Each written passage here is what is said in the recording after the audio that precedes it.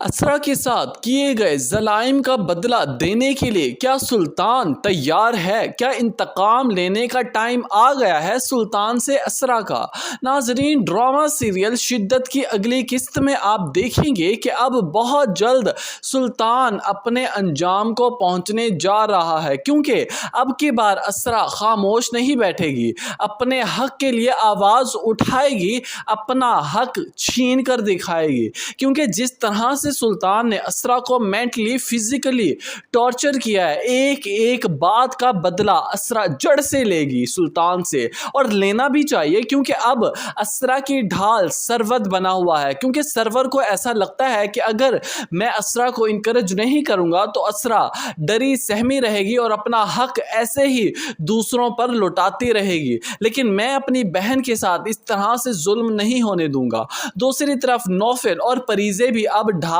بننے والے ہیں اسرا کی، کیونکہ پریزے کو ایسا لگتا ہے کہ ایک لڑکی ہونے کے ناطے میں اسرا کی تکلیف کو سمجھ سکتی ہوں، کیونکہ میں بھی اس ایرا سے گزری ہوں، میرے ساتھ بھی سیم یہی سلوک سلطان نے کیا تھا، اور میں جانتی ہوں کہ اس کی کتنی بڑی تکلیف ہے، کتنا دکھ ہوتا ہے، اور میں اندر سے مر چکی تھی جب میرے ساتھ یہ سب کچھ ہوا تھا، لیکن میں اسرا کے ساتھ ایسا کچھ نہیں ہونے دوں گی، میں سلطان کو اس کی اصلیت دکھاؤں گی، نتیجہ دکھا کر رہوں گی۔ اب یہاں پر نوفل اور پریزے دونوں بیٹھ کر ایک اچھی خاصی پلاننگ کرتے ہیں کہ کس طرح سے سلطان کو اپنے جال میں پھنسانا ہے، کس طرح سے سلطان کو اس کی اصلیت دکھانی ہے جو وہ ڈیزرو کرتا ہے۔ یہاں پر بیٹھی پریزے پریشان ہوتی ہے، لیکن نوفل اسے ساری بات سمجھا دیتا ہے کہ تم نے کیا کیا اور کس وقت کیا کچھ کرنا ہے۔ اب یہاں پر پریزے بھی سب کچھ سمجھ جاتی ہے، ایسے میں ہی سلطان کی اصلیت دکھا پائے گی اور کامیابی حاصل کر پائے گی۔